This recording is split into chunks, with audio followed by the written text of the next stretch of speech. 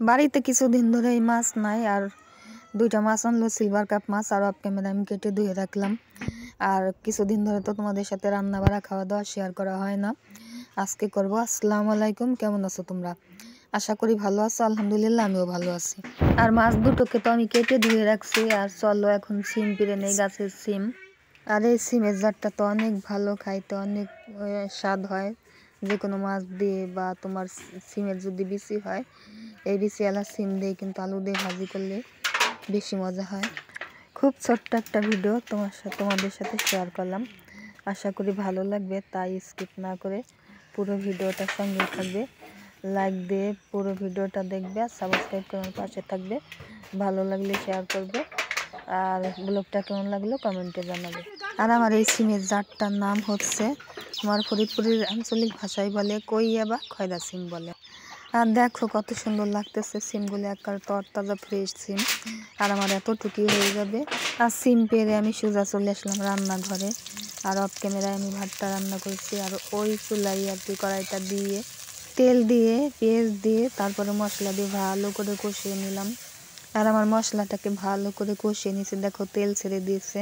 আর এখন মাছের মাথা দুইটাও দিয়ে দিলাম। আগে আমি মাছের মাথা দুইটা আর কি কষাবো, তারপরে মাছ দিয়ে দিব।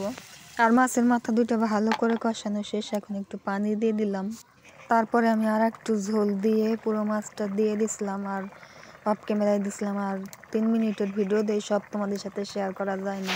আর মাছটা আমার কষানো শেষ, আমি এখন অফ ক্যামেরায় নামিয়ে নিছি। আর দেখো মাছটা আমি ভালো করে কষিয়ে নিছি। আর ওই ঝোলের ভিতরে আমি আর কি সিম আর আলুটা দিয়ে ভালো করে কষিয়ে নিলাম। আর সিম আলুটা আমার ভালো করে কষানো শেষ, আমি ঝোলের পানিটাও দিয়ে দিচ্ছি অফ ক্যামেরায়। আর সিম আলু দিয়ে মাছের ঝোলটা আমার রান্না হয়ে গেছে, আমি অফ ক্যামেরায় ঢেলে নিছি। আর দেখো কত সুন্দর কালার আসছে তরকারিটা। আর এখন দুপুর, রান্না বাড়া করা শেষ, আর গোসল করে নামাজ পড়ে সোজা খেতে চলে আসছি দুপুরে। আর এই আজানটা যে শুনলেন অনেক সুন্দর, এটা মাগরিবের আজান, তখন আমি বয়েস বসাই। আর আজকের এই ছোট্ট ভিডিওটা কিন্তু আমি সকালের হাঁস মুরগি ছাড়া দিয়ে, সকালের কাজ বাজ দিয়ে আমি শুরু করি নেই, দুপুরের রান্না বাড়া দিয়ে শুরু করছিলাম। আর তোমাদের সাথে গল্প করতে করতে কিন্তু আমার দুপুরের খাওয়াটা প্রায় শেষের দিকে।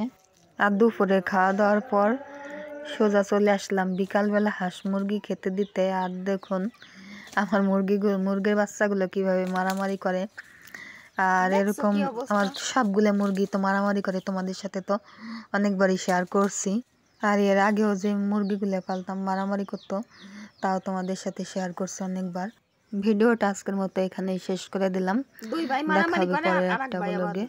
ততক্ষণ তোমরা ভালো থাকো, সুস্থ থাকো, আমার জন্য দোয়া করো। ব্লগটা কেমন লাগলো কমেন্টে জানাইও, আর ভালো লাগলে শেয়ার করো। আজকের মতো আসি, আল্লাহ হাফেজ, আসসালামু আলাইকুম।